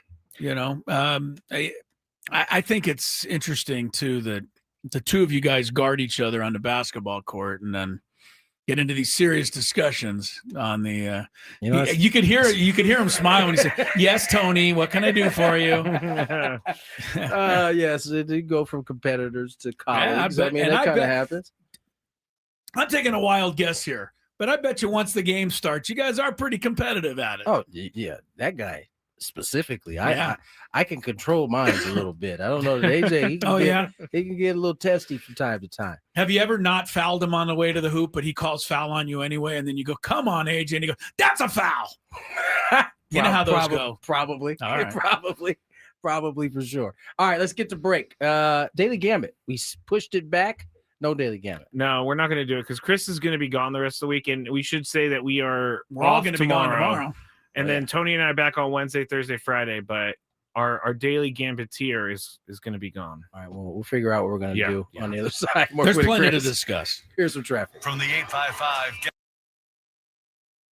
Let me ask you, because you obviously knew, you talked about earlier, coming in 100 short. Did that help you lock in early in the season? Typically, you're a little bit of a slower start, but from the get-go, you've been the same guy all season long. Yeah. Maybe. I think I kind of started when the season started. I didn't even have that number in it, and then I kind of got hot and started hitting 2, 3 hits, 2, 3 hits, 2, 3 hits, 4 hits here and there. Got really hot at one point, and that number started creeping up, and I was like, man, you look up and you're May, and you're like, man, you're only 20, 30 away. Like this is a possibility you can get even before your birthday. So that kind of got pretty cool. And I was trying to reach it before my birthday. Obviously it didn't happen. But yeah, I mean, that number was I think as the season got on, I think it got a little bit more realistic. Yeah. As you know, we've been rolling along in this season, and you've reached these milestones, and we turn to the rest of the season. As you guys turn to the second half, what are some of the things you think the ball club has got to improve on in order to get where you guys are trying to go? Everything. Yeah, everything. I think you can't just be like, we're good at one thing, we're not in the other. No, I think we got to improve. There's room for improvement in our aspects of our game. Our best bullpen is our best bullpen right now. It's our best bullet. I think there's room for improvement there as well.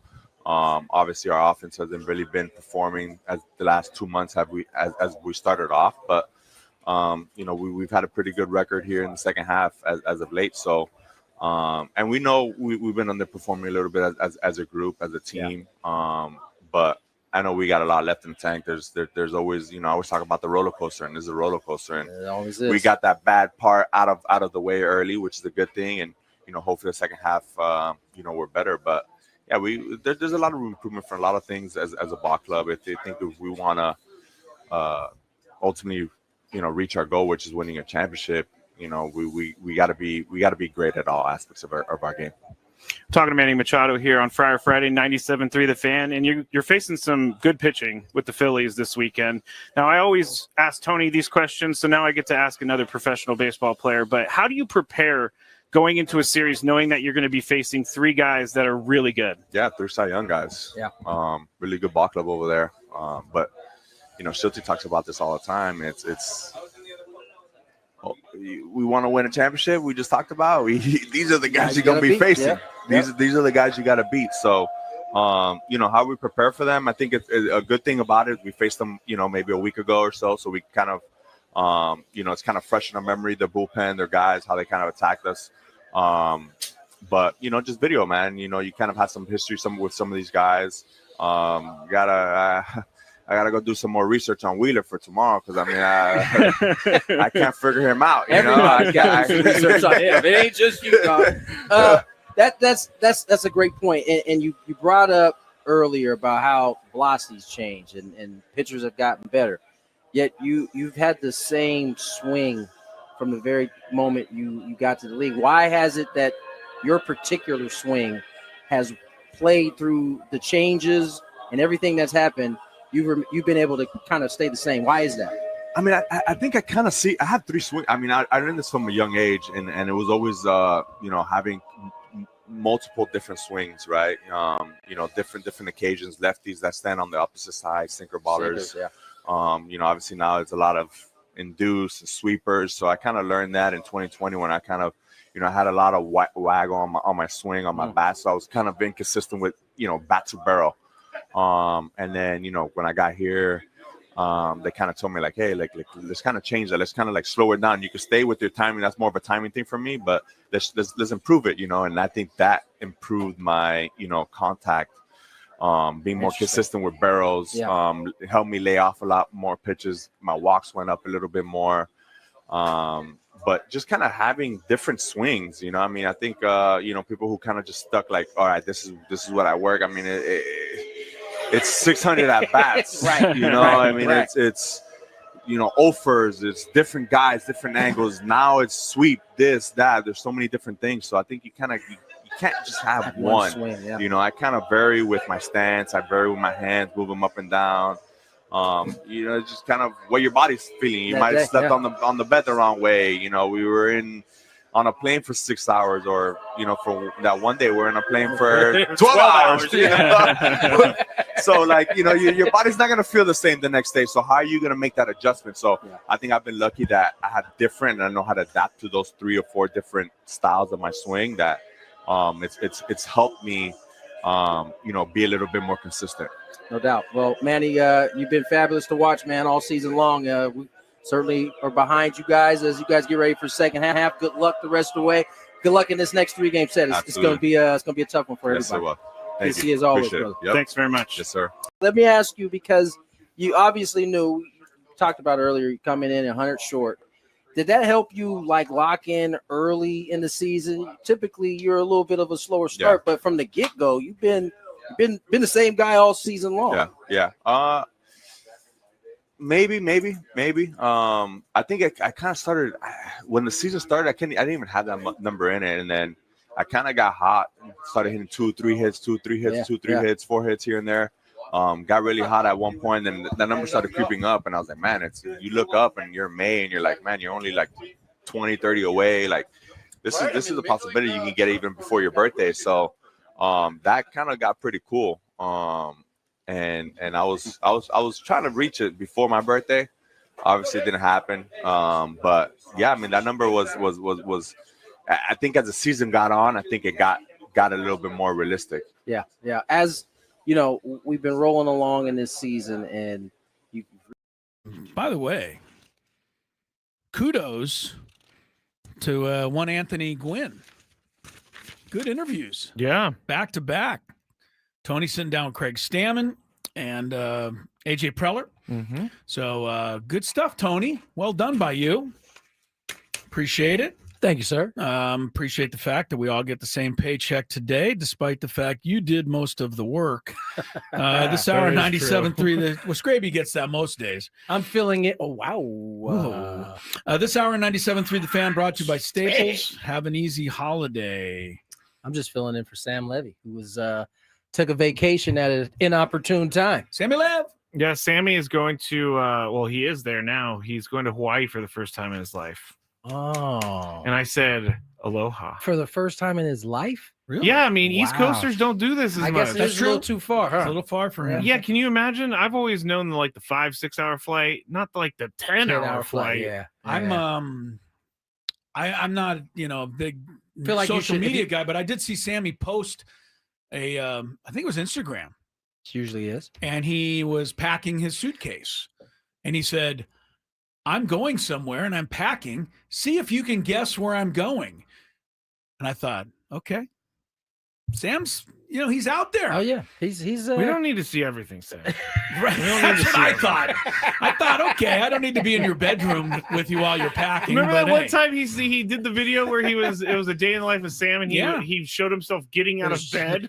Sam, he was almost uncomfortable. Sam does great videos. But he also has 80 million followers. So no, that's what his people want. That's what he does. All right. I was in the middle of telling you that Staples is a place where they have you can save on top tech and gaming gifts, plus shipping supplies and services to get your packages there safely. So don't miss 40% off custom cards, invites, photo gifts, wrapping paper, and more. Staples. That was easy. I don't know if this doesn't do anything, but that's the ring, guys. If you can see it, I found a picture of it. Oh, you're back on Instagram. It disappeared. I would take your thing away before you Instagram account, right? Now everybody look. Okay, that's the best I can do. I don't know. That's nice. It was very nice. Oh, I see what he's doing. I see. Can you? Why does it keep going away? Because it's a story. Oh, okay. Anyway, there's the ring. Goodness. Why does it keep going away? I'm trying to execute here. Cody said what I was thinking. Elo, that was dangerous, bro. Oh, whatever. I mean, I don't think Chris has anything weird in his Instagram, but it's always weird. You just never know. You just never know. You never know. I guess you never know if you have to worry about never knowing. A long time ago, I was using the StreamYard and I exited the video and it just showed all of my email inbox. I'm like, whoa, can't be doing that now. Yeah, that's a little bit of a problem there for sure. Eagles and Packers is coming up. We have the pregame stuff coming up at 4:00, so we're headed toward that. We have a Big 5 before that as we wrap up Week 10 of the National Football League. Real quick, we got a minute here. We don't. Thank you. All right, I'll ask on the other side. Gwynn Chris comes back before Skraby gets mad at me, and we'll have our biggest fan announcement for today. So if you're in the hopper, don't go anywhere. Your name could be called next on 97.3 The Fan.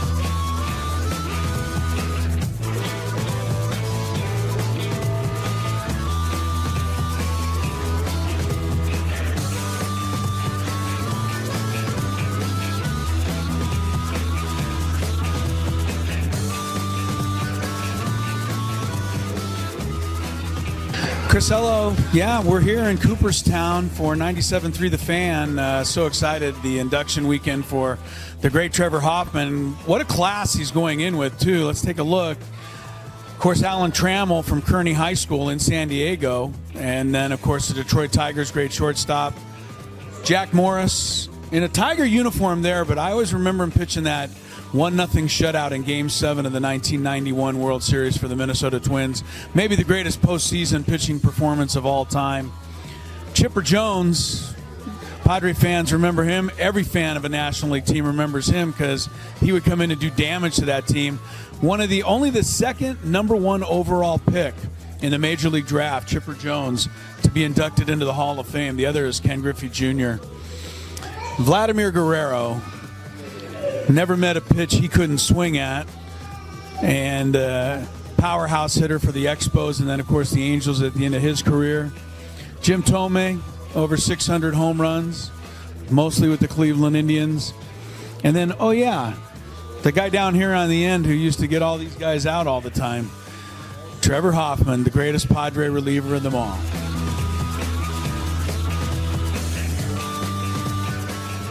Two of the greatest outfielders in the history of baseball. Of course, you've got Babe Ruth right here.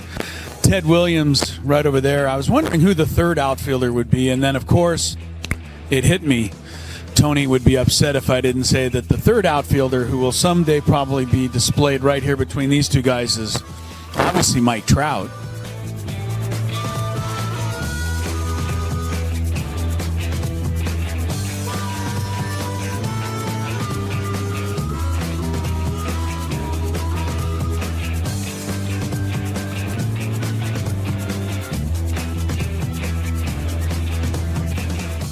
And this is the San Diego Padres locker room here in Cooperstown. Obviously, a couple of jerseys there and hats, gloves, all-star stuff. I think the most interesting thing in this entire display, though, especially this weekend, is a picture in the top corner of Angus Young. He's the guitarist for AC/DC, wearing a Trevor Hoffman uniform, obviously playing Hell's Bells. I know that Trevor went to many AC/DC concerts and was honored by sitting in the front row to watch AC/DC play Hell's Bells in his honor. But there's a picture of Angus Young playing Hell's Bells for Trevor Hoffman, wearing the 51 jersey right there.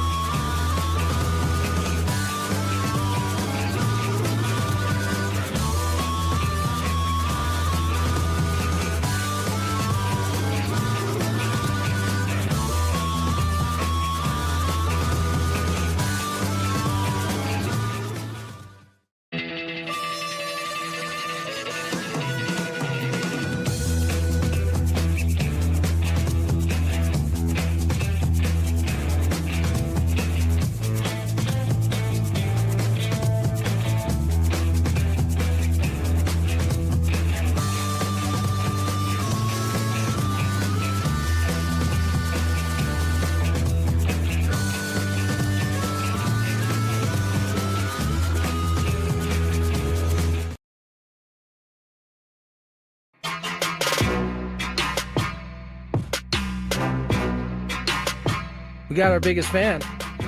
Indeed, congratulations to today's biggest fan, James Taft of Santee. Give us a call within the next 10 minutes, 833-288-0973, and you'll qualify for a grand prize, 20 tickets for you and your friends for a night in our Odyssey suite at a Padres game with all of the fan staff later this season. Remember to register your name at 973thefan.com/biggest fans. Also, is that your part, or do I need to read that too? I'll do that one. Okay. You've already read the read. Skraby's got a big five. James, get to it. 833-288-0973. The new thing for the chat is anytime it's not one of their names, it's a fake name. Fake name. I got you. I do want some of the chat people to win because they're here every day. So make it happen, man. Rig the game. No. Games are being rigged all over the place Don't now. let Emmanuel Classe do all the cheating. I was gonna say. Games are being rigged all over the place. Yeah, I'm not gonna rig that because I'm too much of a rule follower. You are very much a rule follower. It's been an issue in my new relationship. Is that right? She wants you to break the law? Not break the. Chris always takes it to the extreme. No, but it's like, oh, I'm not going to get over here. There's a car right there. Get over in front of him. Oh, hold on. Should we take James on the air? Is James? Oh, he's calling right now. So let's take him. Hello, James. Don't swear. You're our biggest fan. I will not swear. Good for you. Okay. Congratulations, James. Sir. How much do you listen to the show, James? First time. Dude, like every day. Okay. And if I'm on YouTube, it's Sergeant Cowbell. Oh, okay. I know your Love name. it. I know Love your name. Thank you, James. So See, he somebody is from one the of chat Yes. won. He There is you one of go. the listeners. James is. Thank you, James. I'll put you in there. You have won. Thank you for calling in. So Hope you get the big prize at the end, James. forgot what I was saying. Oh, You and everybody else. relationship. So Yes. she asked you to skirt the law and you say no? It's like it's little Skirt things. the authorities, elude the authorities. Like if there's something that's blocked off, but it's an easy route to get to where we need to go. Like if we're walking, He's like, let's go. she'll be like, "Let's go." And I'm like, "No, What are you it's talking blocked about? out. It's blocked off. What's blocked off? Like a sidewalk or something where you're not supposed to be walking. It's little small things like this." And she's like, "Come on, dude, come Yeah. with me Have you and run a red walk light yet for through her? this." No, I would never. I would never. She But- gonna ask? You think? She likes to push boundaries. I'm not a boundary pusher. Is Brooke a risk taker? Not as much as me though. That's the weird part. So you're a rule follower and a risk taker. That's usually don't. Yeah, together. well, because I will jump out of a plane legally. Oh, that kind of risk. You That like type the of risk with risk. your life. Yeah, Oh, yes. okay. All right. Yes. All right. So, Let's get to your big five there, buddy. okay. From the 855 Get Ross Traffic Center, protecting San Diego after accidents or injury, here's Kelly Danick. This game day traffic report is brought to you by Crystal Geyser Alpine Spring Water. Just a few things to mention here, guys. One is this accident on southbound 5 at Garnett, always a tricky spot. This has got the right lane blocked. Another problem, South 5. This is right at the 163 transition ramp. There is a stalled car in the right lane of that ramp. Westbound 905 before the 805 vehicle went off the roadway into some trees or bushes over to the right shoulder. And we got this collision in the North County, East 78 near Twin Oaks Valley Road. It's over the right shoulder, motorcycle involved in it, but looks like fire crews have got that right lane blocked. What makes Crystal Geyser Alpine Spring Water different? They always bottle their Alpine Spring Water less than 1.5 miles from the spring source, and all of their bottles are made with 50% recycled plastic from their own recycling plants. Crystal Geyser, bottled at the spring source. I'm Kelly Danick with Gwynn Chris, San Diego's #1 sports station, 97.3 The Fan. It's that time of the show when we check on the latest in sports. Only the most important topics and questions are brought to light. Stop what you're doing and listen. These news stories will astound and amaze you. The one, the only. Oh my God, who the hell cares? The Big Five starts now on 97.3 The Fan. Brandon on the chat says, I've heard more disagreements with Skraby's relationship, the sandwich boundaries that I had, than agreements. It's not fun to talk about the agreements. It's only fun to talk about the disagreements. But point taken, Brandon. I need to bring some good with the bad. Yeah, you do. Okay. Thanks, guys. Number 5. Still learning this whole thing. If you love Mediterranean food, try Spiros for authentic Mediterranean cuisine in Coronado or La Jolla. For dining or takeout options, visit spiroscuisine.com. Chris, you're up first. I saw a report over the weekend saying the Mets, Yankees, Padres, and Rangers were all rumored to be in on acquiring closer Edwin Diaz in free agency. Padres already have a closer, presumably, with Mason Miller. Chris, do you think the Padres should go after Edwin Diaz? I don't. They have other needs, and he's going to cost a ton of money, and the Padres need to spend that money in places they need to spend it. I don't see Diaz agreeing to be an eighth-inning guy, and I don't think it's fair to ask Mason Miller to do that again. So a lot of reasons why I say no. All right. Tony, do you think the Padres should go after Edwin Diaz? As it's presented right now, no. But I think we would be silly to think we have an idea how this free agency is going to go. I just get the sense that it's going to be creative again. What that means, I don't know. And a lot of it's because we don't know where the Padres are at in terms of what they can or will or want to spend come free agency. So I'll say no on the surface right now, but who knows what could happen that could make it make sense. Maybe they decide to go with a super pen. Now, who knows? I don't know. Maybe I should also add that if the Padres think a closer would be cheaper than a starter, maybe they get Diaz and make Miller a starter. That's that always part. That's what I'm saying. You can never know with AJ. Right. I will go out on a limb, and I will predict that Mason Miller would not be a starter in Maybe 2026. So. You already got an electric closer. Number 4. Actually, let me read this first. This holiday season, too many San Diegans will go hungry. Join 97.3 The Fan and support the San Diego Food Bank. Donate food directly online through our Odyssey San Diego Food Fund, where every donation helps feed local families. Go to 973thefansd.com/food fund and give today. That's very important with everything that's happening right now. Number 4, I was reading over the weekend about how the lack of experience in this round of manager hires stood out to a lot of the national writers.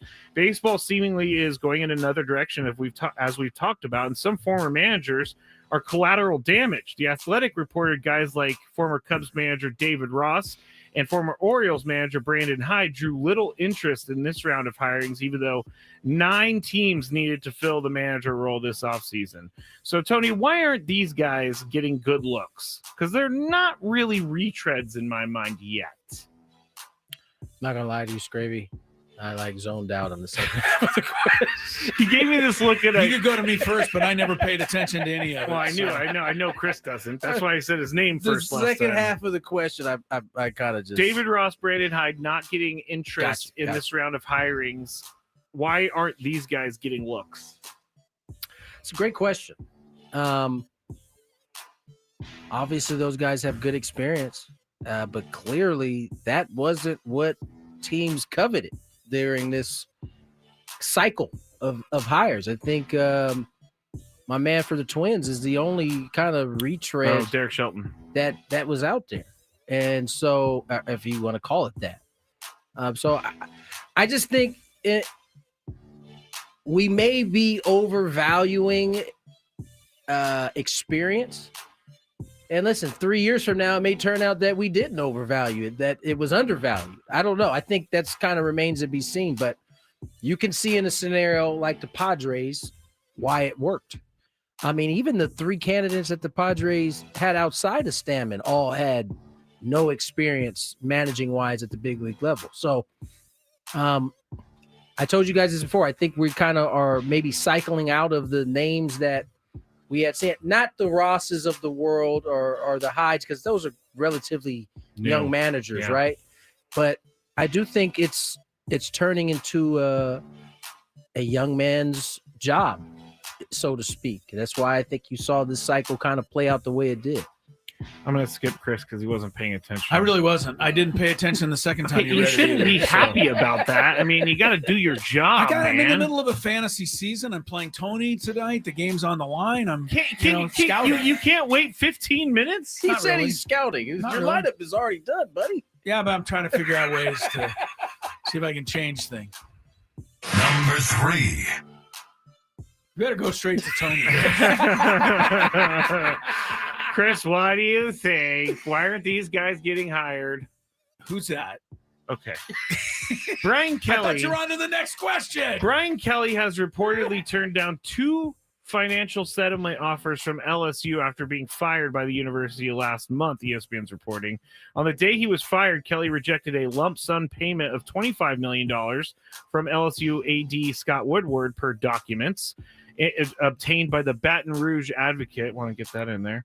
In addition to the $25 million, Woodward was reportedly willing to change the language in his contract that stated he would receive less money from his buyout if he decided to coach again. Kelly later also rejected the school's increased offer of $30 million.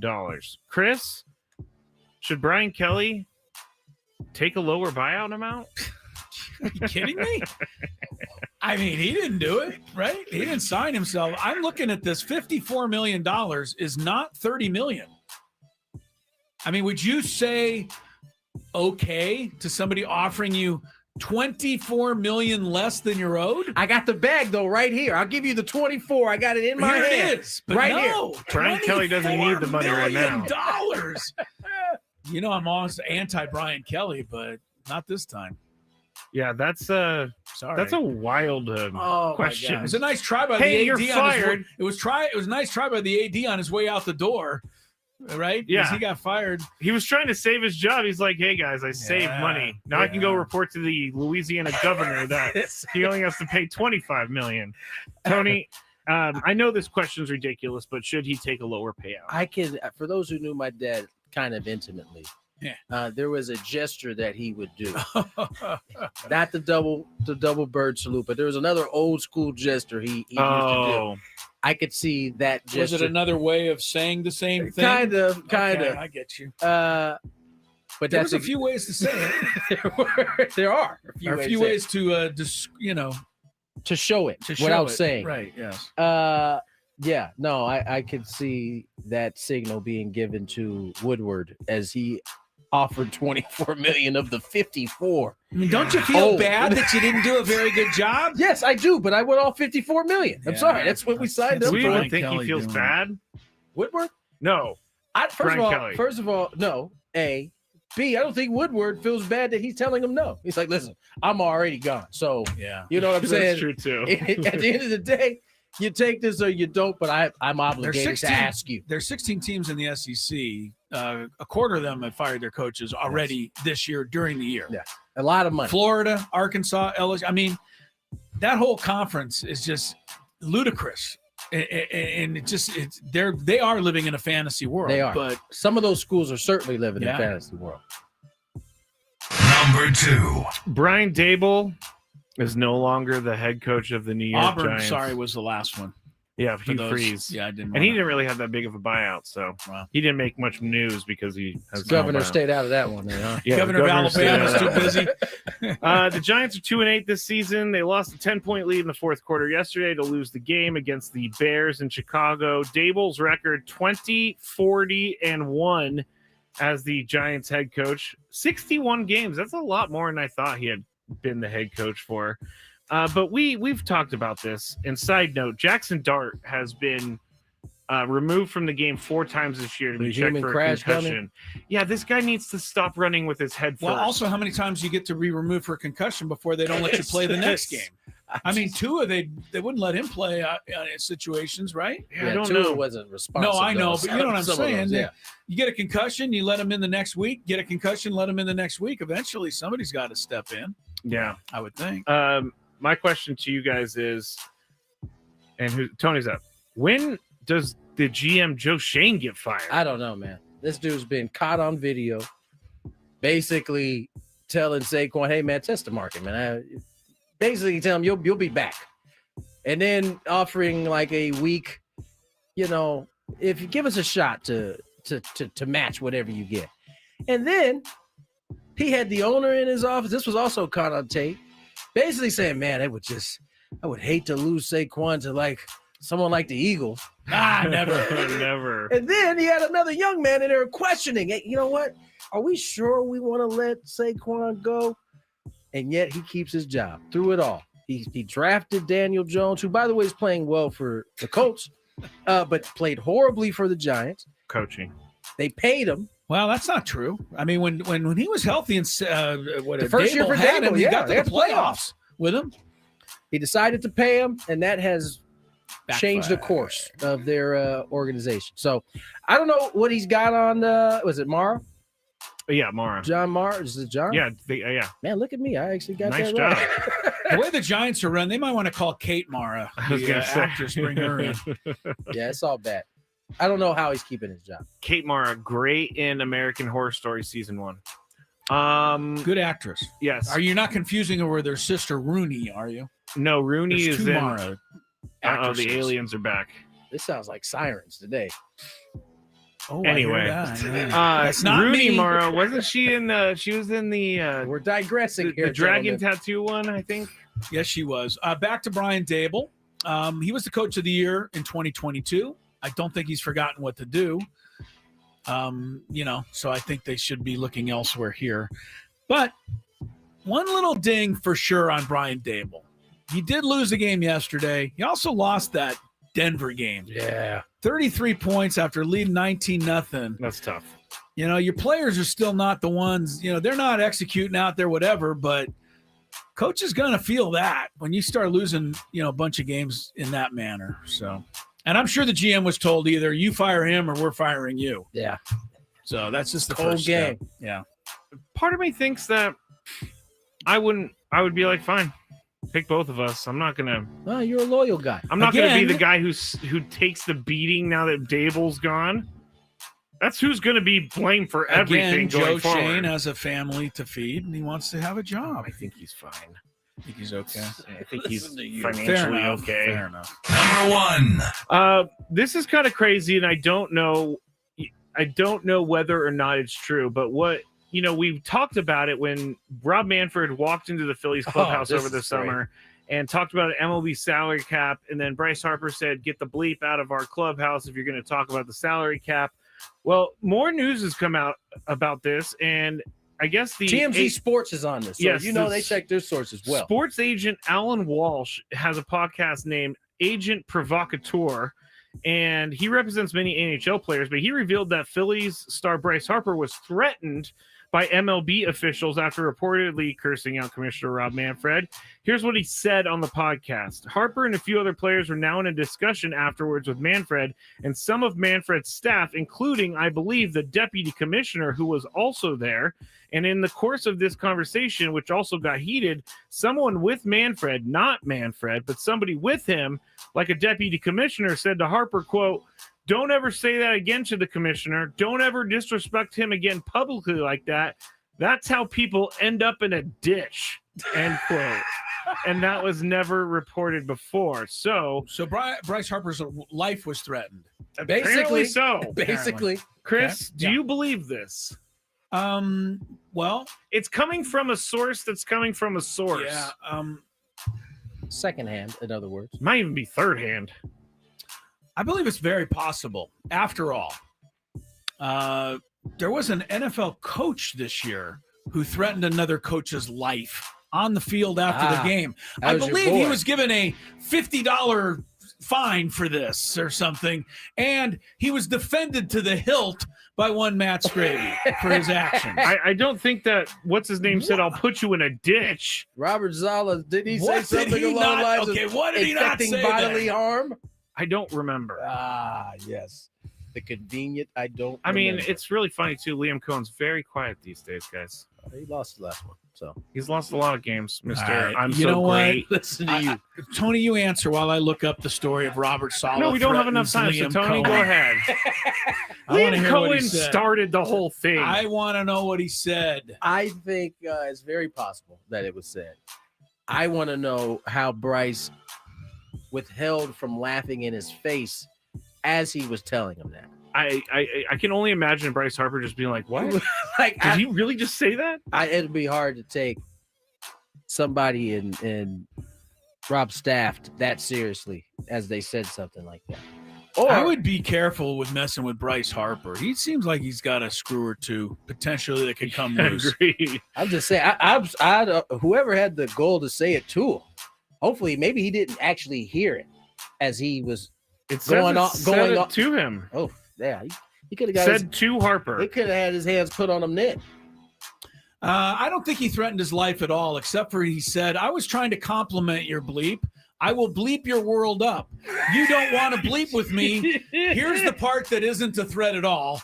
I will bleeping end your bleeping life." I don't know how Sounds like a Robert life Saleh. threatened to me. I don't know how Robert Saleh got brought into this whole thing. Because we're talking about whether somebody. God, might I have wish the threatened Dolphins were bad again. Chris comes in here. Chris comes in here thinking he is his bleep don't stink because of the my Dolphins. God, you're trying to put everything on that. Dolphins. Just admit when you're wrong. I don't even know why the heck he was brought into the conversation. What does that have to do with Bryce Harper being threatened? Just using another example of that. Packers, Eagles. Should we talk about Tyreek Hill? Oh, I'm pretty sure he dangled a baby over the balcony. I'm hardly going to defend him. So don't forget Gwynn and Chris overtime because Skraby's wrong about some more things on that. So thank goodness Chris will not be here the rest of the week. We have tomorrow off due to Veterans Day. Back at it Wednesday. Tony and I know Chris. Good night, everybody.